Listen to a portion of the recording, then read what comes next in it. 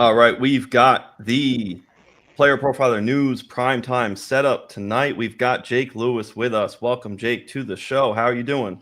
Thanks for having me on Monday. I'm doing great. It's been a hectic day in football in general, but we'll get through it. Man, it's like drinking water from a fire hydrant, and we're just going to keep on drinking, and we'll get off with our top stories.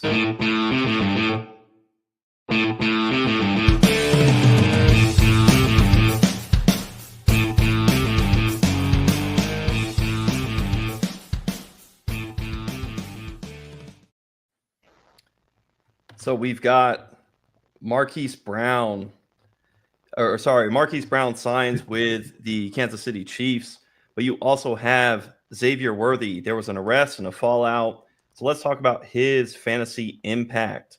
Xavier Worthy gets arrested over the weekend. There was a panic of, oh no, here we go again as far as Chiefs players getting into trouble, right, Jake? This especially wide receiver. Yeah, absolutely. It's an extortion attempt as charges were not pressed. This situation, you hope and pray things sort out. Not all players do good things, but you want to see them thrive and make good decisions. And this sounds like a situation where it was the wrong case against Xavier Worthy. Happy for him. The news, though, created, a trade window in Dynasty. People were sending out offers to buy low on Worthy. Gave a chance if you're able to take the news at face value, knowing there was risk. In this instance, though, as a Dynasty manager, you're rewarded if you got to buy and hurt if you sold at a discount. From a fantasy football lens, though, this false accusation kind of put into perspective how tenuous things could be for the Chiefs as it sits right now. Rashee Rice going to be suspended possibly early in the season. His health is there as well as a concern. Travis Kelce, another year older. The backfield, Kareem Hunt, Isaiah Pacheco, looking dusty right now. The idea of not having Worthy makes you consider that the Chiefs need more weapons on offense. So even thinking about if he were injured, they need help building their offensive line. Beyond Worthy and Rice, their receiver room needs a boost. Patrick Mahomes needs more weapons. Xavier Worthy last year, wide receiver 33. You can look it up on playerprofiler.com in 2024. 59 catches, 98 targets, 638 yards. Jake should have all the three numbers rise in 2025. 11 fantasy points per game, 10th in red zone targets with 18. That's likely going to shift to Rashee Rice as he is the preferred option in the red zone. Xavier Worthy, 9th in total touchdowns with 9, 10th in target separation at 2.06 yards. So he's dusting defenders at the point of a target. Worthy's final three games, he was wide receiver 16, 11, and 15. The stock was rising for Worthy at the end of the year, which you love to see heading into year two. At DD Fantasy Football, where I do the Best Ball Night School podcast, Trinity Score, it's a good predictor of future production. Xavier Worthy, weeks 15 to 17, had a score 6.4. Above 6 is good. 21 PPR points per game in that stretch. 26% target share, which led the team. On Underdog, Xavier Worthy's going as wide receiver 20 at the 3-4 turn. I've got 17% exposure from 53 drafts. So I did lock up for a heartbeat. When the news hit about Worthy, thank God he's okay. Well, hopefully he's okay. That's emotionally tough. So add to that, Marquise Brown snuck in, got himself $11 million for a year. Good luck for him and good for him. Jake, what do you make of what happened with the Chiefs? I think maybe with the Xavier Worthy news, that's why they quickly signed, Hollywood Brown to 1 year, $11 million. But also Hollywood Brown was hurt pretty much the whole season, and you've seen it during the playoffs when he was on the field. They actually had a better offense going into it. Travis Kelce is coming back. He's older. Now you got Xavier Worthy. You got a good three wide receiver set, though. Xavier Worthy, Rashee Rice, and Hollywood Brown, with Travis Kelce eating up the middle. Maybe he might start being single coverage, during this time, because you got a lot of speed out there besides Travis Kelce himself. But it's good for fantasy impact, I think. Just hopefully, with Rice probably suspended / recovering from his ACL, there's no suspension for Xavier Worthy, and hopefully everyone that's involved is all right. Absolutely. And to your point, you're talking about Hollywood Brown. In the 2 games that he did play, it's a small sample size. Yep. 19% air yard share, 19% target share, respectively. The nice thing, what it really talks and plays to, is the fact that there is opportunity in that Chiefs offense to be had. Now, speaking of new opportunities, Jake, can you tell us, Geno Smith traded to the Raiders? Can you talk up what the fantasy football impact is going to be on that? Yeah, Geno Smith gets reunited with his former head coach, Pete Carroll. He's now the oldest coach still in the league, but he's coaching for the Raiders, and he got acquired for the Raiders for a third-round pick. Raiders are expected to sign him for $40 to $45 million contract. I don't know how long it's going to be, but that's what's out there. As for fantasy, though, this gives the Raiders a solid starting quarterback next year. They've been flipping pages and pages. Gardner Minshew, Aiden O'Connell. Now they have a set starter. I think this points arrows up for Brock Bowers and Jacoby Myers. Jacoby Myers might be somebody in Dynasty that we want to look and buy because, heck, we don't even have another receiver on that team. And so that's going to be production for Myers on the outside. And, slot-wise, Geno Smith had over 4,300 yards last year, which was fourth among quarterbacks. He also finished 13th for touchdowns.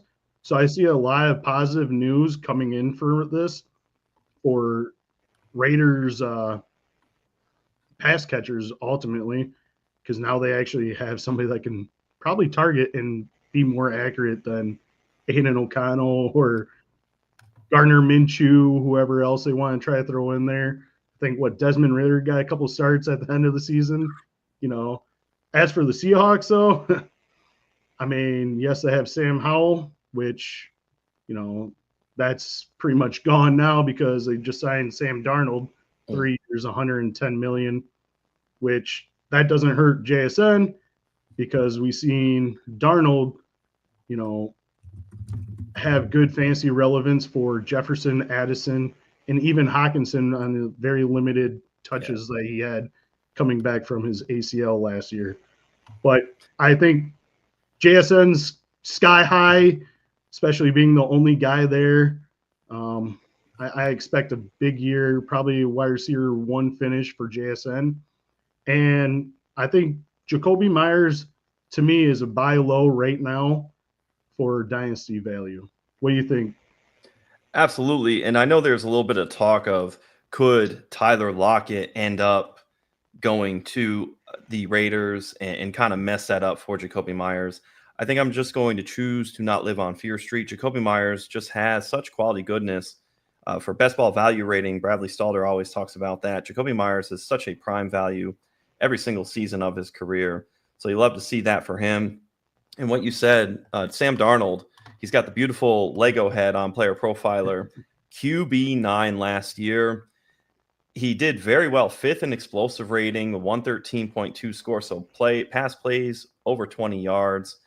He was 5th in air yards, 5th in passing yards, 8th in pass attempts, 9th in deep ball attempts, 4th in red zone attempts.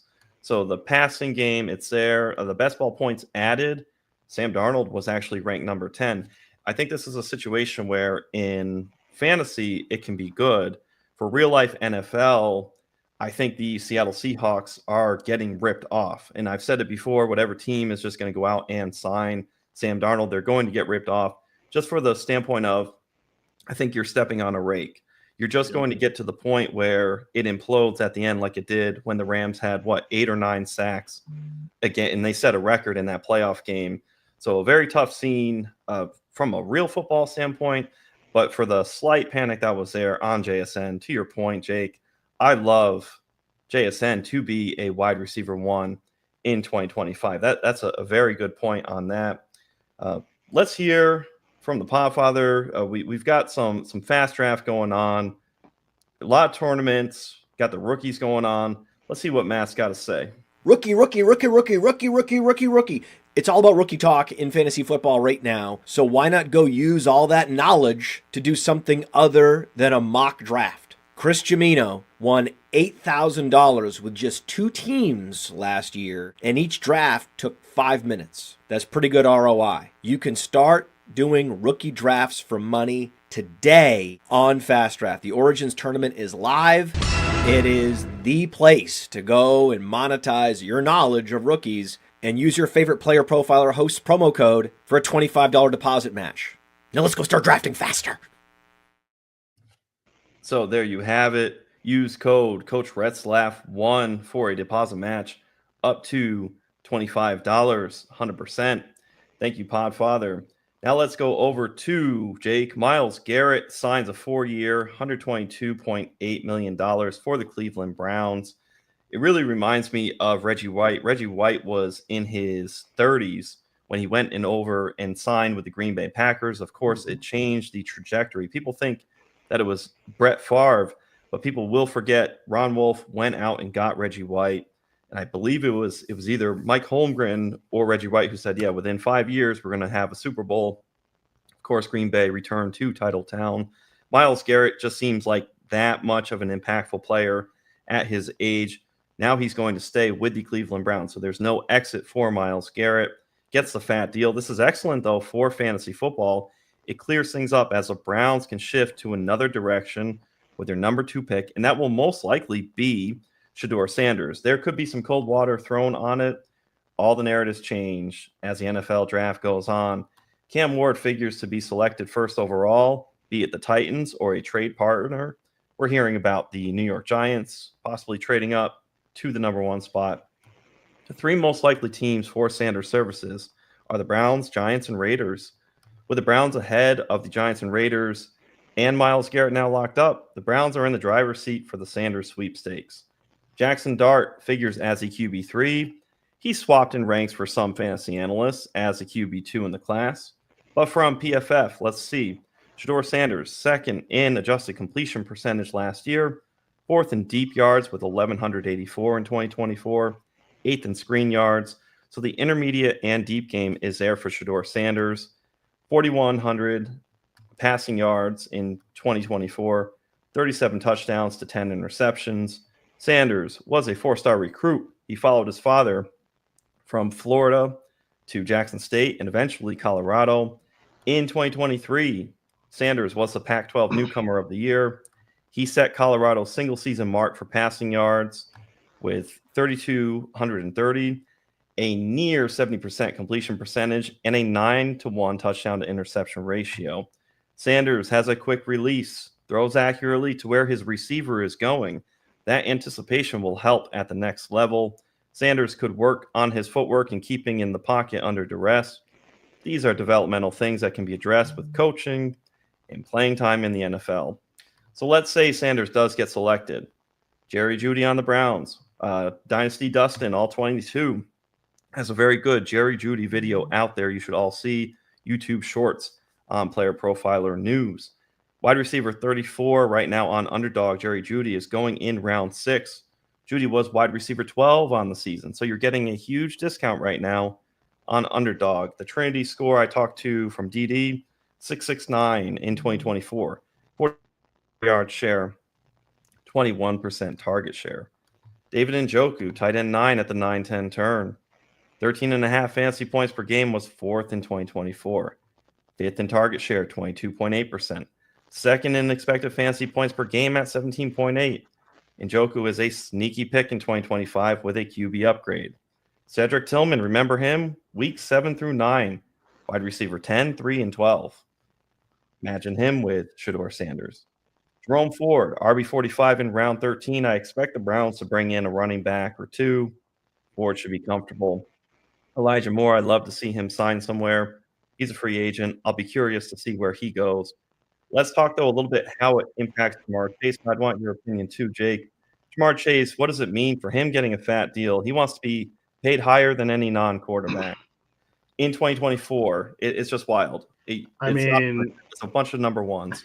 First in targets, first in red zone targets, first in receptions with 127 for Jamar Chase. First in receiving yards, yards after the catch, 787. First in total touchdowns, 2nd in expected fantasy football points per game at 22.4. First in best ball points added The Bengals are a bit like the Cowboys in that the longer they wait to lock up Jamar Chase, the higher the price will be. Very tough scene for the Bengals. What do you got? What's your read on Jamar Chase? In the last week, we had 2 historic records for non-quarterback contracts.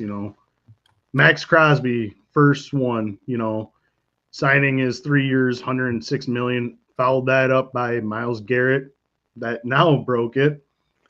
And this leads into Jamar Chase. At the Combine, the GM of the Bengals specifically said he's going to be the highest paid non-QB in league history. Well, you got to go over $40 million at this point. I'm looking at 42 to 45 probably he's going to try to command. And all I had to do is last year they could have had him for, 36 maybe after Jefferson signed his. And, the longer the wait, the more it became. And he went off and had a hell of a season this year, Triple Crown winner, like, you said. It's just crazy. And I just don't expect them to have T. Higgins much longer than this, franchise tag for $26.2 million this year. I mean, you have those two, plus you got Joe Burrow, plus whatever happens with Trey Hendrickson on the defense side. I know they're trying to trade him, but there's so many mouths to feed for, only one team having that many or that much money to spend on these 3 guys. Well, it's funny enough, going back to the Cleveland Browns, Jamie, a great friend of the show, let's not kid ourselves. If the Browns had Patrick Mahomes, they'd still suck. A lot of people feel that way, Jamie, about the Bears as well, although they've got a lot of Build-A-Bears offensive lineman situation going on where Caleb is getting plenty of support. Ben Johnson out there really making things happen. Let's talk about, Jake, now. DK Metcalf. Talk about building up something at the wide receiver position, but really not being sure what's going on in Pittsburgh, what their build is, what their situation is at quarterback. They're perpetually in that 9-10 win range where they really don't get over on everybody in the league. DK on Spot Track, 4 years, $132 million, a sign and trade from the Seahawks. So we talked about Geno being out of town. DK Metcalf, what's your read on DK Metcalf heading over to the Pittsburgh Steelers? Yeah, DK got, you trade your quarterback, you might as well trade your star receiver. And they traded DK this past weekend to the Pittsburgh Steelers for a 2nd-round pick. And then once he got traded, he signed a fresh deal, 5 years, $150 million. So he got that big contract. Now for fantasy, you look at DK and George Pickens. They kind of are the same player if you look at it. It just reminds me of the meme of the Spider-Man. They're all pointing at each other. But who the hell is going to throw the ball? It's not obviously going to be Justin Fields anymore because he just signed with the Jets. Is it going to be Russell? But I hear they don't even want Russell back. So maybe they might look for a older veteran or quarterback, like probably Aaron Rodgers, something like that. I think actually Rodgers being another year removed from his Achilles injury could actually fit into this Arthur Smith offense. And he'll have 2 big body receivers that he really hasn't had huge body receivers previously. When you did, you had Jordy Nelson that had, 15, 16 touchdowns. Davante Adams is not as big body like DK, but they still put up production. The only other option I see is in the 1st round, maybe they like Jackson Dart and they throw a draft pick at him because with them getting DK Metcalf, I had projected Emeka Egbuka going to the Steelers. Yes. Now, with that trade, I don't see Egbuka going there, especially since they drafted Roman Wilson, right, last year in the 2nd round, I think, from Michigan, and he was out for the whole season. So he pretty much runs the same style, slot.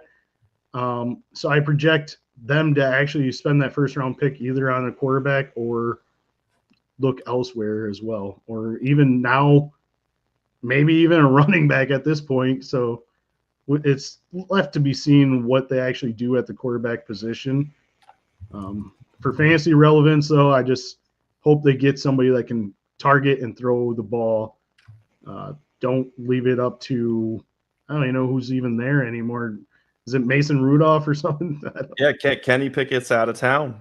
Yep, So he got traded today. So it's funny, Pittsburgh, the Steelers, they select 21st overall. I don't think Jackson Dart is going to make it to them. So if they do take a dart throw at a quarterback, I'm thinking they might have to slide up in the draft. It's kind of like when you're on Fab waivers and you're like, okay, Yep. I'm going to bid $9 on this guy. And then you say, well, no, I should do 11, and then 19. And then you just keep upping the amount. Yep. Teams start bidding up the draft board. Another guy to look out in the second round is Kyle McCord. Collinsworth, he really likes him himself. I do too. I mean, he led the nation in passing yards last year and passing touchdowns. So that's another name to be looking out for in the second round. Well, it makes sense from a process standpoint as well for the Pittsburgh Steelers. If they're in this perpetual spot where they can't get any of the top quarterbacks, Yep. Maybe you workshop something together. You manage with somebody like Aaron Rodgers. The only thing that the problem with Aaron Rodgers is the tempo and the amount of plays that can happen for the offense. They like to bleed and wind down the clock. And there's memes out there about DK Metcalf and George Pickens having to fight their cornerbacks or, hey, you're going to split 6 targets in a game. And that really could be an issue. This may preempt, though, this signing by DK Metcalf. George Pickens has just one more year. Maybe It really pushes George Pickens out. There could be a trade for George Pickens, or it may just be a little warning like, hey, man, you don't want to get right. You'll be out of here. If you look at DK Metcalf, the beautiful thing is in 6 seasons, no less than 900 yards ever. He was first last year in deep targets, 9th in air yard share, 11th in air yards. So there's opportunity there for DK Metcalf to capitalize.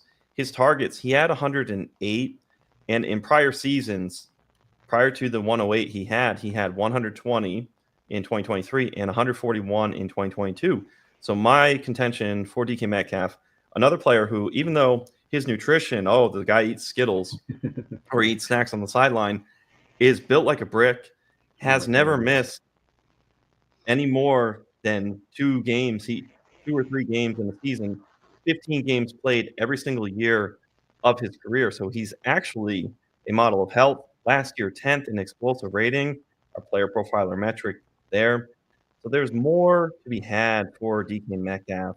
And I'm not so sure that we should just rule out him landing in Pittsburgh, although we do have to see past tendencies. If Aaron Rodgers is going to go there and bleed clock, that could present a problem from a target volume standpoint. Now, funny enough, I'll segue over. Speaking of target volume standpoint, Davante Adams signs a 2-year deal, $46 million with the Rams. Now, Davante Adams gets saved from the Raiders, managed to be the wide receiver 11 on the season. It's night and day, the talent between Adams, still 32 years old, to DK Metcalf's. Davante Adams, superior receiver, but 38 years old and he still has it. Now he gets Davante Adams, Matthew Stafford, a huge upgrade from late career Aaron Rodgers. 17.2 PPR points per game was 9th last year. Adams was a big target in the red zone with 25. He ranked 3rd. 3rd in expected fantasy points per game at 21.6. 9th in yards after catch at 473. Davante Adams does not seem like a guy who would be 32 years old. These are metrics wideouts dream of having in their prime. 9th in targets with 141. Adams, 12th in fantasy points per target, first man at 2.05. So one-on-one, Adams is still going to hoop and beat his opponent. For Trinity score from DD Fantasy Football, where I do Best Ball Night School, Adams, a 734 score, over 6 is good. 43% air yard share, 28% target share, 5.29 yak per reception, and 2.07 yards per route run. Fade the age concerns. Roll with Stafford and Davante Adams in 2025. What a signing. Josh, or Jake, sorry. What do you make of this deal? Davante Adams going to the Rams. How do you think it affects Puka Nacua? I mean, Puka's putting up wide receiver 1 numbers with Cooper Kupp, and we're just a couple years removed that Cooper Kupp was a Triple Crown winner himself, just like Jamar Chase was this year. And him going there, that means obviously Cooper Kupp is no longer going to be signing with being on the Rams. They're actually looking to now release him since they can't find a trade partner. But I think this is,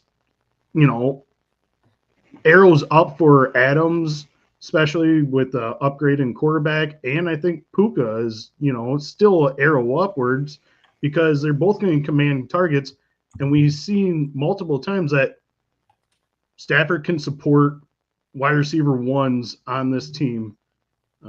And with the downfall of Cooper Kupp toward the end of the last season, Davante Adams didn't even have that.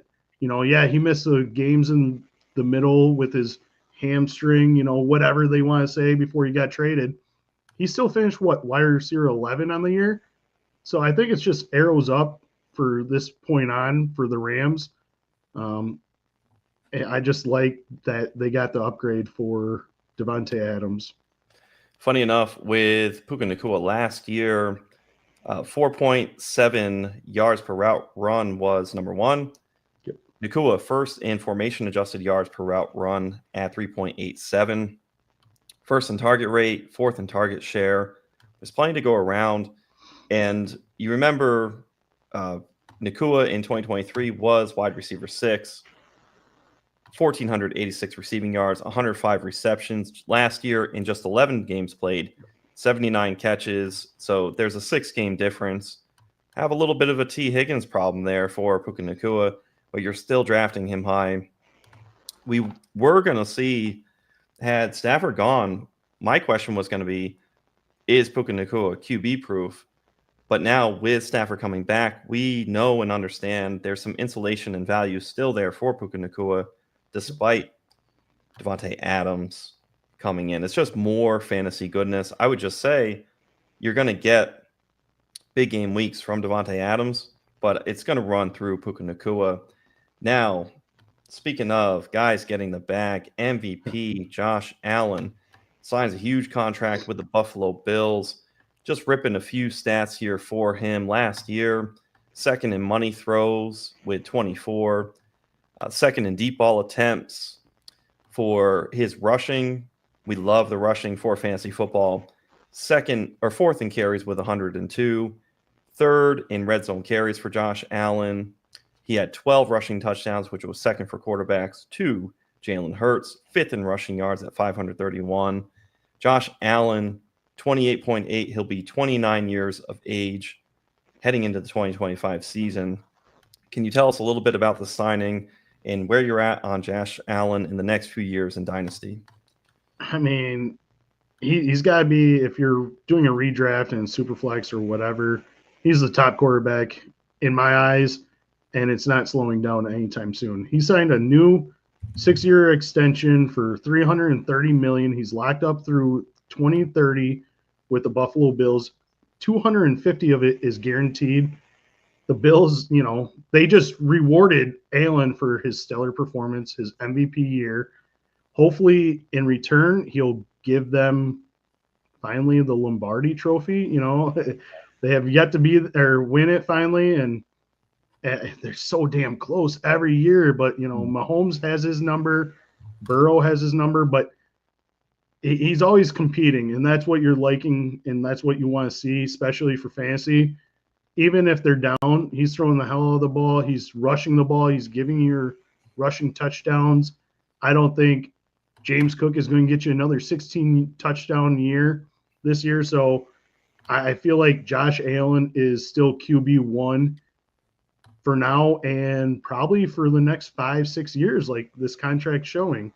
And they're paying him like he should be. I think you can get another presidential election, another presidential term, essentially a 4-year window for Josh Allen. And it's funny enough because you have Jaden Daniels, who's just behind, but you've got Lamar Jackson and Josh Allen at the same age, same point of their careers. I don't have that fear that I used to have towards, and I don't think gamers feel this way anymore, towards age 30 on these mobile quarterbacks where it would just be a cliff and they'd be gone. I think a huge part to hitting 30 and then continuing with these rushing quarterbacks is the fact that they can throw darts and lasers and are better developed at the actual quarterback position instead of just relying on physical talent and then it fading sharply on them. So I really think the lessening of some of the rushing that will naturally occur for Lamar and Josh Allen to maybe 80% or 90% of what they were will still keep them in that ceiling phase just for the fact that both of them can throw the football very wonderfully. Now, folks, are you enjoying the show? Don't miss out on more exclusive content. Subscribe to Player Profiler now on X. Okay, Profiler now, and get our news. At the news desk, we have plenty of blurbs that are coming out. We've got these shows, Player Profiler News Primetime. We have Dynasty Degens who are working really well. We on Thursdays, and I've been talking to them. Fancy Nerd Boy, love chatting, chopping it up. So tune into them. Tune into Jake Lewis on Tuesday nights. All right, Jake is here. What is it? What time do you air on Tuesday night, Jake? 7 p.m. Eastern time. Beautiful. So just as we have daylight savings, you get your last bit of daylight, and you end up with some sunshine through Jake. And now, speaking of some sunshine and some happiness, Chris Godwin signs a 3-year, $66 million contract. Here's some numbers on Chris Godwin back with the Tampa Bay Buccaneers. We love Baker Mayfield. Baker Mayfield went off last year. Chris Godwin in 7 games, 19.69 PPR points per game. Air yard share, 36%, 28% target share, a 6.86 yak per reception metric, 2.58 yards per route run for Chris Godwin. Chris Godwin is somebody who I really had hoped would end up with the Carolina Panthers. I live in North Carolina. I have no affiliation. They don't pay me. There's nothing there. Just I really think that would have been the perfect setup in a run-heavy offense with Chuba Hubbard and support in the slot.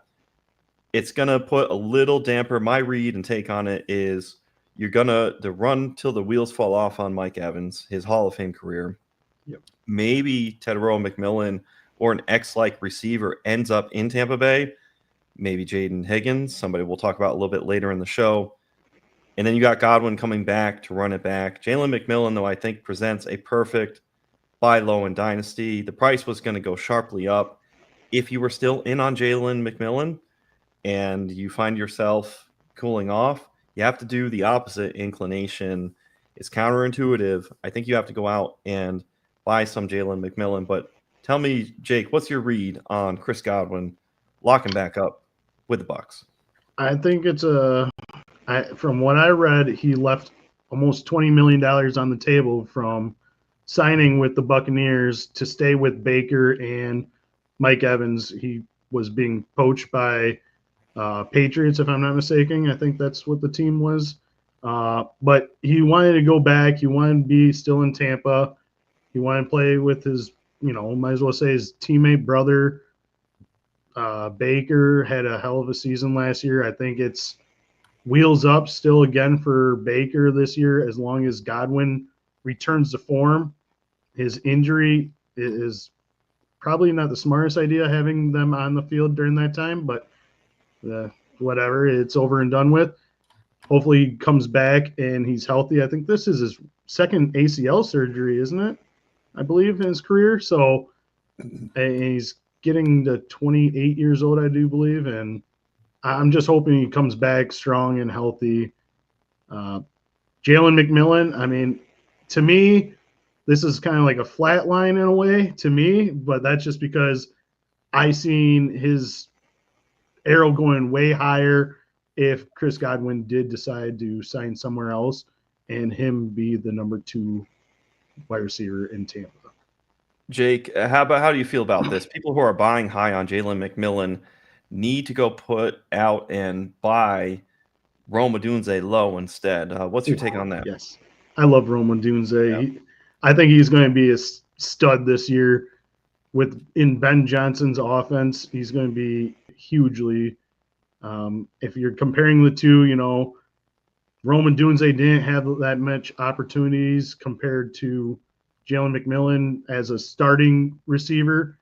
He was out there, but he just didn't get the ball. I mean, Caleb Williams was last in catchable targets, and Baker just had an amazing year. But I'm all in for Roma Dunze. Love it. I'm there right with you, Jamie, on Roma Dunze. I don't think it necessarily precludes interest in Jalen McMillan. I think in tandem in what you're saying, Jamie, you go by Jalen McMillan as he dips with Godwin shifting back ahead of Jalen McMillan. And then, of course, you still want to buy Roma Dunze on the side. The problem is, where is Keenan Allen going to end up? Keenan Allen sharply out. Odunze's stock would go way up. Keenan Allen back, I think this would just be a similar situation as Godwin coming back in front of Jalen McMillan. The thing is, we put the talent level of Odunze towards Jalen McMillan. Odunze is way up here. So very similar archetypes of situations and what is playing out. So I really like what you have to say there, Jamie. And it's funny, speaking of the next story we have, Jaylen Warren, this kind of ties together because coming through on the news desk, Bradley Stalder just posted something about the Chargers are pursuing Steelers free agent Najee Harris and hope to close the deal. The Chargers are just a prime candidate of a team that we want to get a running back in this draft. Najee Harris, though, the deal could be out there. It's not quite done, but it sounds like things are warm. Jalen, you talk about prospecting. It's a warm prospect. It's a warm lead. Jaylen Warren signs a $5.3 million second round restricted free agent tender with the Steelers. So it looks like Najee Harris is gone. Jaylen Warren is coming in. Some Najee Harris stats here. The last 3 years, actually 4 years, 17 games played. And he has the last 3 years just over 1,000 yards rushing. He had 1,200 his rookie year. Remember, Big Ben peppered him with targets. He had 74 receptions. In the preceding following 3 years, 41 catches, 29, 36. His yards per carry is pretty consistent in his career, living right around that 4 mark. His touchdowns fluctuate, 2 years of double-digit touchdowns, followed by 8 and then 6. His rookie season, RB6 overall, and then the finishes on season, 22 through 24, 19, RB30, RB25. Najee Harris, though, will get plenty of opportunity in an offense like the Chargers, where people went nuts for Kamani Vidal. I can't help but think that Najee Harris would be actually a great fit. It would be great for him, even if we don't want him to go to the Chargers. What do you think of that? I think I was listening to the Podfather, and he actually predicted this about Najee going there. And back when Najee was in college or coming out of high school, he had his two teams down to Alabama that he ultimately chose and Michigan. Who was the coach at Michigan at the time? Jim Harbaugh. Now he's paired up with him in the NFL as long as he signs there. But I think it's a good buy low right now. I mean, it might not be buying low anymore once it's a final and official.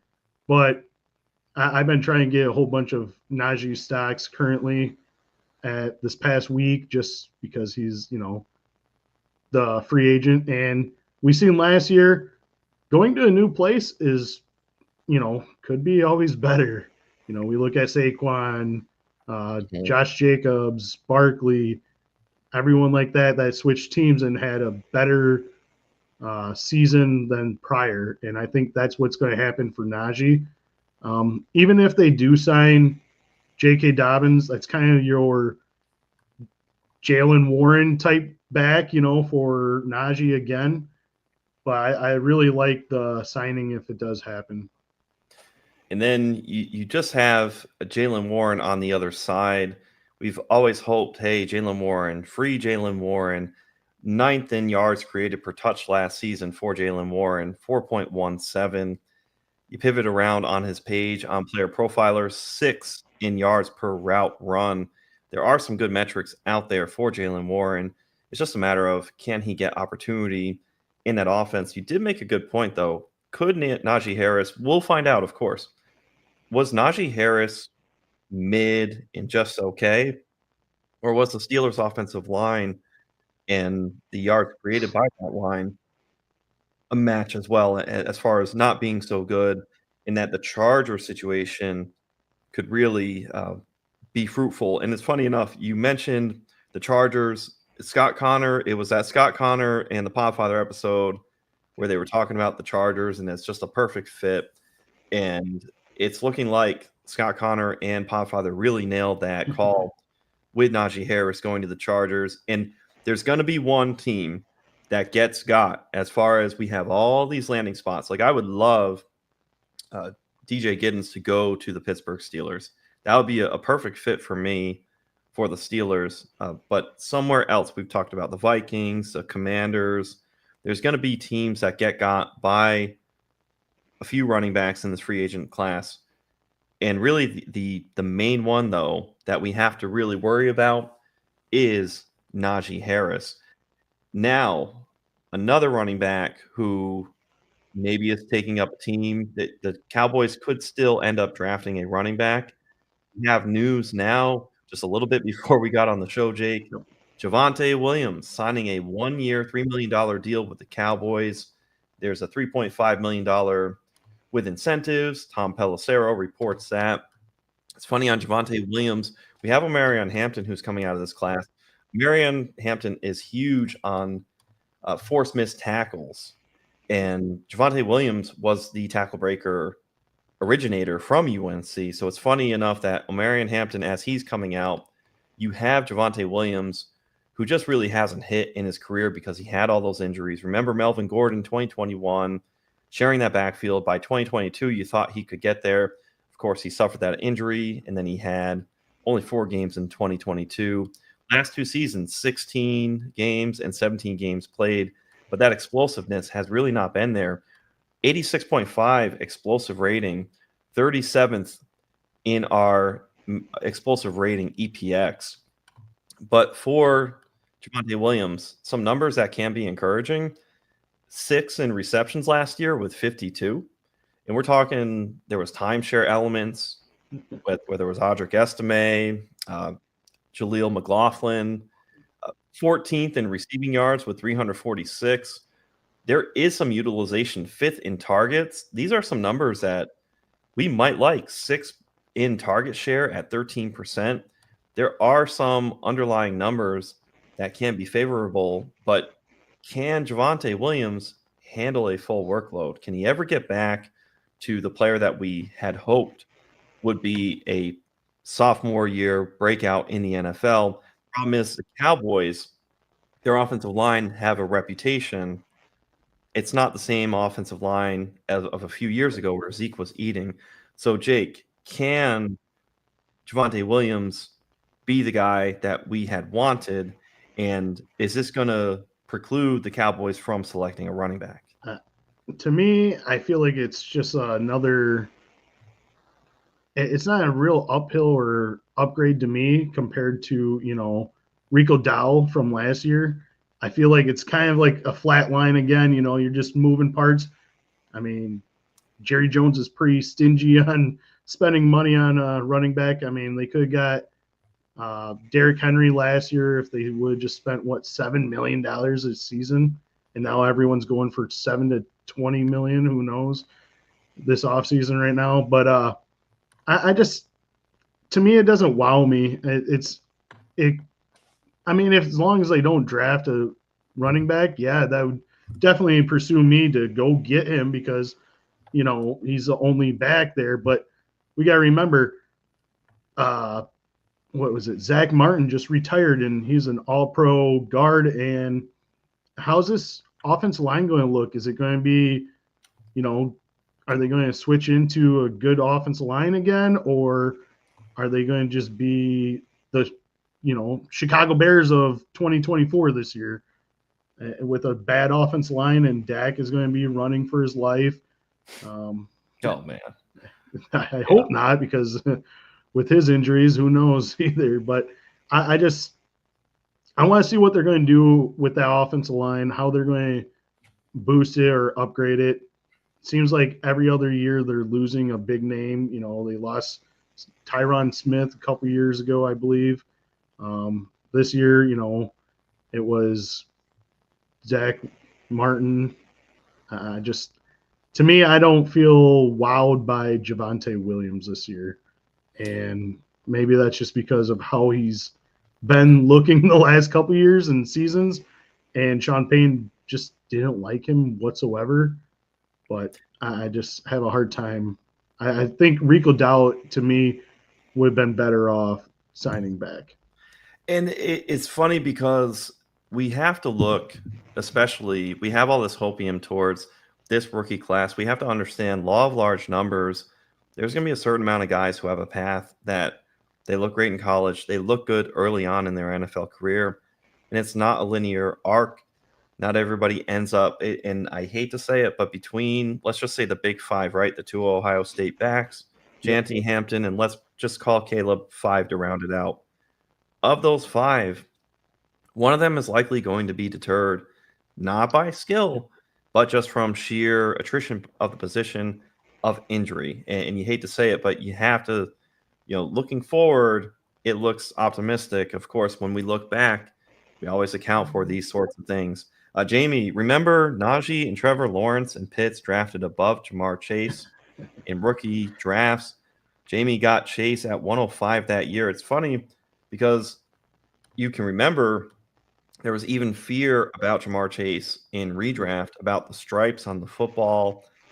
Jamar Chase was going in round 7. So I remember feasting, and just if you buy some of that fear, you can benefit so well. One last bit of news. Of course, we can drink from the fire hydrant as it comes through. But right now, we have Mack Hollins, 2 years with the Patriots. A couple seasons ago, had just under 700 receiving yards. What do you make of this for Drake May? For Drake May, I think they're trying to get him weapons. I mean, they struck out with Chris Godwin, obviously. He decided not to take as much money. Patriots overall have been spending a lot of money on defense right now, as far as I've seen. Mack Hollins, you know, he had that huge game, I think against the Kansas City in the playoffs, which, you know, helped them get closer to going to the Super Bowl, but unfortunately Bills lost. And I mean, the man just walks around barefoot. I mean, what more can you want from a guy? You know, he's just a man above kids, you know. And I think he can be that X, that field stretcher, while Demario Douglas crosses over. And I think Demario Douglas's value is higher now, just because I haven't got a big time receiver currently. So I really like buying him low cost right now. Absolutely. And just an easy move to make there. One last note, Christian Kirk ends up with the Houston Texans. Nico Collins, in 11 games played last year, 17.8 PPR points per game, 40% air yard share, 24% target share. We get a compliment underneath for Nico Collins in Christian Kirk. Christian Kirk been a very good PPR value. Funny enough, we had wanted somebody like Emeka Ibuka, maybe even a Luther Burden, somebody else to carve things up underneath as a rookie. The Texans make a proactive move, though, prior to the NFL draft and get Christian Kirk. Christian Kirk has, in the last 4 years, 982 receiving yards, 1108, 787. Of course, last year, 8 games played, so just under 400 receiving yards there. What do you make of Christian Kirk going to the Texans? I really like it. I mean, obviously, before they were going to release Christian Kirk to make him a free agent, but it was Texans that offered a 2026 6th-round pick for a guy that's making $16 million this year. So they obviously want him, and they see something in him and feel like he could be part of their offense. I don't think we're going to have Tank Dell this year playing at all. So he's definitely going to be taking his volume and the underneath stuff for CJ Stroud and the Texans. But I think it's good for PPR leagues, definitely, to have Christian Kirk on your team. Very nice. And there you have it. Well, we've run through a gamut of drinking from the fire hydrant, and now it's time to go into Bullish Bearish. 0-1. M.O. Come on. So we have Bullish Bearish. I'm going to go with DJ Giddens. I was talking up the Pittsburgh Steelers. I would love the Steelers to go get Giddens with Najee Harris looking like he's out, going as RB54 on underdog in round 15. DJ Giddens goes after Basil Tootin, Ollie Gordon, RJ Harvey in drafts for some rookie perspective. Ran a 4.4 340 at the combine, 6 feet tall, 212 pounds, 7th in athleticism score on NFL.com for combine results, a 95th percentile burst score, speed score 110.1, a 91st percentile, 21 and a half years old, 2 straight years of 1,200 yards or more rushing for Giddens. Giddens, 50 total receptions the last 2 seasons from PFF, tied for 7th in carries of 15-plus yards or more with 25. Giddens has long speed in 12 games. He had a long rush of 25 or more yards in 9 of them. 5 games, Giddens had a rush of 40 yards or more. Only 1 fumble lost in 2024, 3 fumbles in his career on 517 carries. Ball security is going to get you on the field. Gets to top speed, DJ Giddens, with a long stride, and he is a capable blocker. This is a laughably deep class, and I am bullish on DJ Giddens. The Steelers would be a perfect fit any other year, and Giddens would safely be a top 5 running back in his class. And maybe that's why Nick Singleton from Penn State left out, just because of how competitive this class is. So that's who I'm bullish on. Jake, who are you bearish on? I think the internet might hate me, but I'm saying Cam Scatterbo.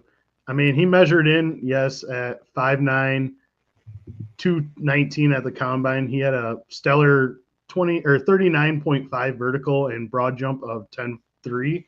He didn't compete in the 40-yard dash, though, so a lot of eyes were on that to see what he was going to run. If I had put a time on him right now, I would say probably in the 4.6s or late 4.5s. He started his college career for Sacramento State, didn't really have many offers coming out of high school, had 2 productive seasons before transferring to ASU, and in the first season, he rushed for 783 yards, 9 touchdowns. Followed that up with a great senior season, 1,700 yards, 21 touchdowns. Also had 45 catches, 605 yards, and 3 touchdowns.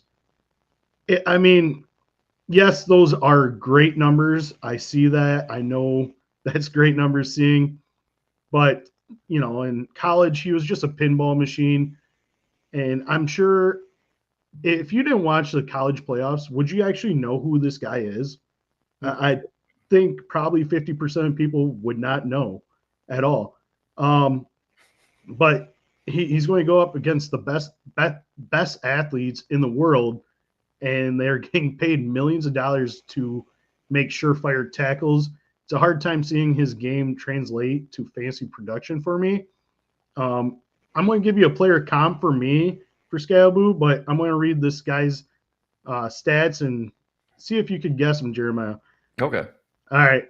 This guy, he played 2 seasons at Tennessee. He transferred to another Big 12 school. In his senior season, he had 1,300 yards rushing, 11 touchdowns. He also can contribute 33 yards, 33 catches, 229 yards. At the combine, he measured at 5'9", 207 pounds. He didn't run the 40 either. 37.5-inch vertical, 9 4.10 for broad jump. His 40 time at his pro day was 4.62. He was drafted in 2023 in the 5th round. Do you know who it would be? Who was it? Eric Gray. Oh, tough scene. New York Giant running back, correct? Correct. Yes. He got drafted in the 5th round by the Giants. I just feel like his game is going to be very comparable to Eric Gray. He's, he has that production in college, but it doesn't translate to the pros to me. And that's why I'm bearish. I have other guys listed ahead of him. Obviously, we already named the top 5 probably for running backs this year. It's just a hell of a class for running backs. To me, he just gets pushed out of the way. And if he does become anything, he's just going to be a backup to me and not get fantasy relevance. And it's funny because eventually, law of large numbers, you're going to get got by somebody, and there's going to be more players than chairs for opportunity, both in the NFL and roster spots that are available. We talk about pushing guys out from that 2017 wave of backs who have given us so much goodness. There's got to be some turnover there. I like the fact that this running back class is going to thrive, but by all means, not every single player is going to do work like we expect. It's all bullish looking forward. And to your point, had Scapo not gotten the attention under the lights of the college football playoffs, do people really know him? So that's really a good point. And of course, your Eric Gray comparison, Jamie says, sounded like Eric Gray is a worse version of Kyren Williams. So Jamie seems very you don't much see him on the field, do you, Jamie? Yeah. But so that was fun. And you're bullish, you're bearish. My guy's been Giddens. I've been real happy about him. Under the radar, Scapo seems to be trendy, and here you are, you're bearish on him. So that's our bullish, that's our bearish. Next up, we got our combat zone, where Jake's going to look just a little bit different than the graphic here. It's go time. It's go time. It's go time. We going up. We go. So shout out to Mike. He's got some engagement for his kid. His kid plays hockey. So we love you, Mike, and we will see you next week. For Combat Zone this week, we're going to approach Ashton Jeanty, Jaden Higgins versus Tet McMillan and Ollie Gordon. Essentially, the mindset, the process is this arbitrage where early in the draft, how should you approach it? Should you go running back and pivot down to receiver, or should you pivot receiver early because the receiver class is weak and then go to the running back later because the running back class is so deep? So you're in that conundrum. Granted, we're talking about the 101, the 102, 101 Jeanty, 101 Tet McMillan is not an even comparison. But when you get into the mindset of you want to come away with the high water mark running back and the arbitrage receiver, or the high water mark receiver and the arbitrage running back in tandem, what are you going to get more in value? I am going to take the side of Jeanty and the high value running back and the arbitrage Jaden Higgins. Jeanty has 3 years with a 89.5 grade on PFF or higher. He had a 2024 96.6 rushing grade, just PlayStation numbers, an otherworldly 5.25 yards after contact per attempt. Jeanty is 5'9", 215 pounds, so he is slight of frame, which is even more impressive. In 2024, 2,595 rushing yards for 29 touchdowns. Just stupid. 2023, Jeanty in the receptions had 44. Went down to 23 in 2024. That's really because he finished a lot of the plays with touchdowns. You didn't really need to utilize the passing game near as much. From PFF, first in missed tackles forced at 152 for Ashton Jeanty. Not so bad when you're such a smaller running back.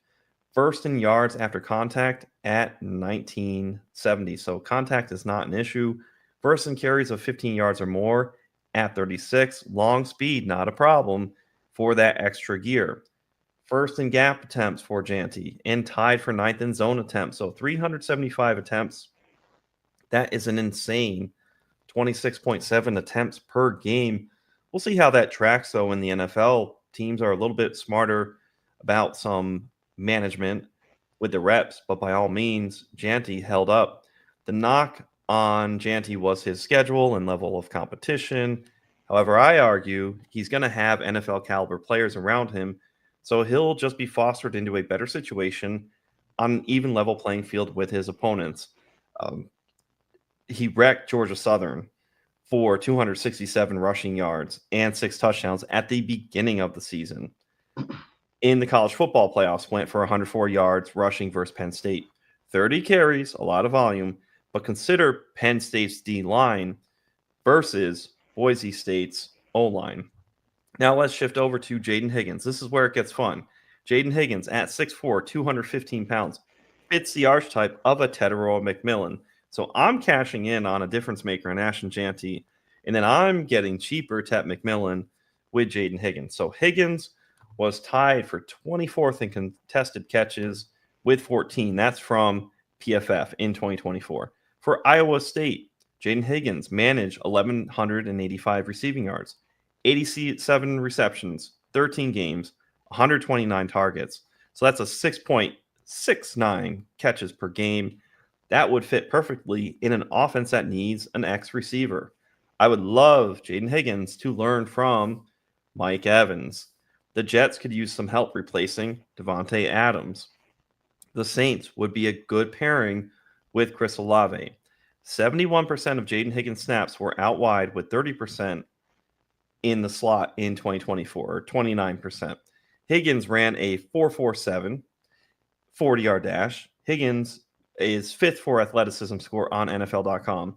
Jaden Higgins, a 94th percentile speed score at 111.6. Any number over 110 is exceptional, especially for his height, and 87% burst score at 130.3. I contend that this wideout class is deeper because of players like Jaden Higgins, which is why I am happy to pay up at the top, the premium, Ashton Janty at running back. I'm not going to risk going cheaper and arbitraging down. I love the Higgins arbitrage off Janty, Jaden Higgins with Janty versus Ollie Gordon off of Tedero McMillan. Janty is in the tier of Barkley, Gibbs, Bijan, Achane right from the rip. Tedero McMillan doesn't break the top 15 in our dynasty rankings as it currently sits. So Tet, safely out of the top 10 in dynasty for me. You have Janty, will be in that top 5. I'm locking up the hammer running back along with who I feel is an uncut gem in Jaden Higgins. Now, Jake, the floor is yours. Tedero McMillan, Ollie Gordon. Tell me on why fantasy gamers should approach their rookie drafts in that manner. To me, Tet is the clear-cut number 1 receiver in this year's class. I know a lot of people keep on saying Luther Burden, Emeka Ibuka, but he just posted back-to-back seasons over 80 catches, over 1,300 yards, and at least 8 touchdowns. Even as a freshman, he had 39 catches, 702 yards, 8 touchdowns. Those are Jamison Williams numbers. This past year he had 50 catches, 1,000 yards. But as Mel Kiper Jr. says, he is an LT peer, looks the part. He measured in at 6'4", 219 pounds. Yes, he didn't compete or participate on field at the combine. To me, he's a Drake London. And if you hit with the Drake London on Player Profiler, our ranking, he is currently wide receiver 9 in Dynasty. Drake London is.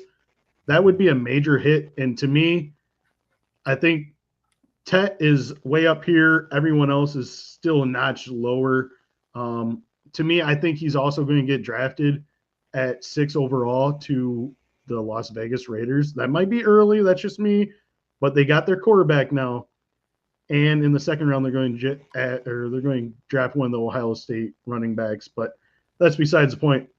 Moving on. Also, Ollie Gordon, who won the Dope Walker Award in 2023, we're just 1 year removed. He had that season 1,700 yards, 21 touchdowns. He also had 39 catches for 330 yards and 1 score.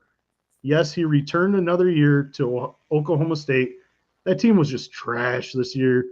Their offense line was injured, and they had to keep on flipping, in and out of people. He had 880 yards still, 13 touchdowns. He had a 4.6 yards per carry. He also still had 29 catches for 171 or 79 and 1 score through the air. I mean, even that alone, he's contributing to the passing game. He's a hard-nosed runner.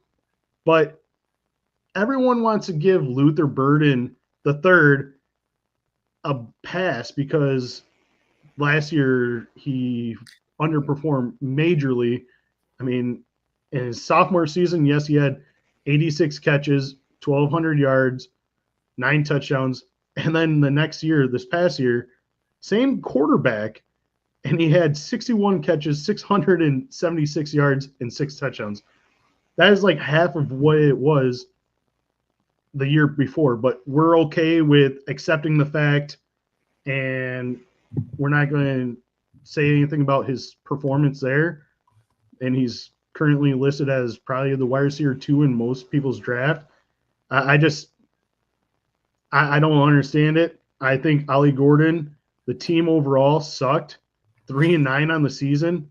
Yeah, he's still one of the better running backs in this year's class to me. He contributes to the passing game. He's a good rusher. I mean, we're just 1 year removed from 1,700 yards and 21 touchdowns on the ground.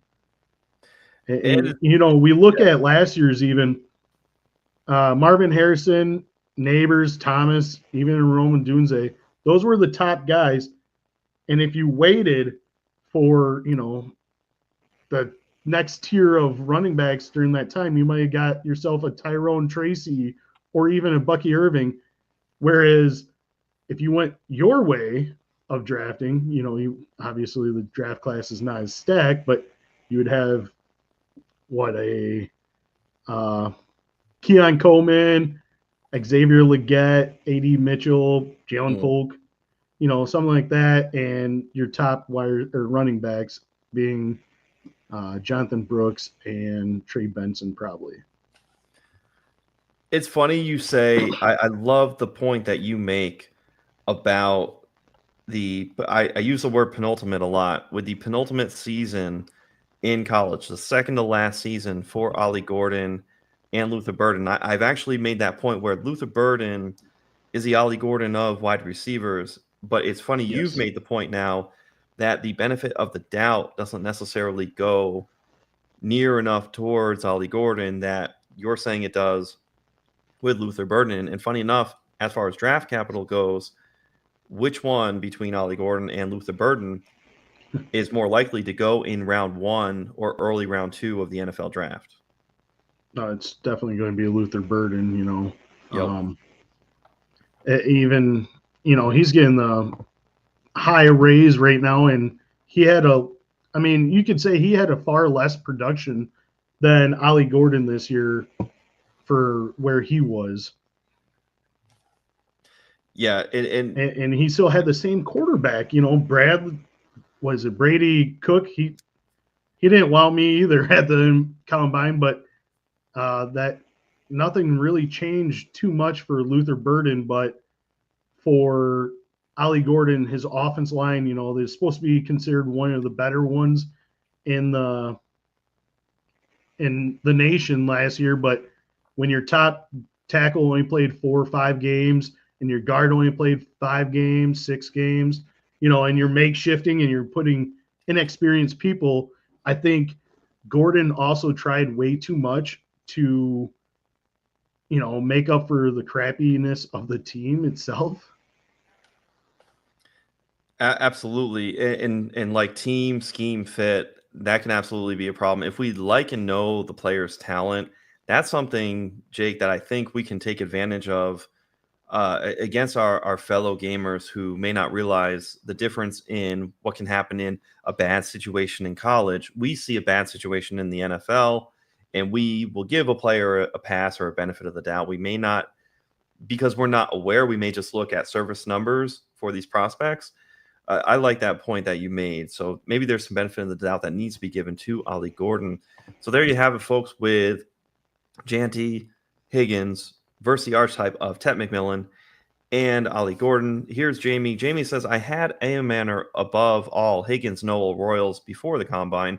Are we overreacting to numbers and not looking more at game film?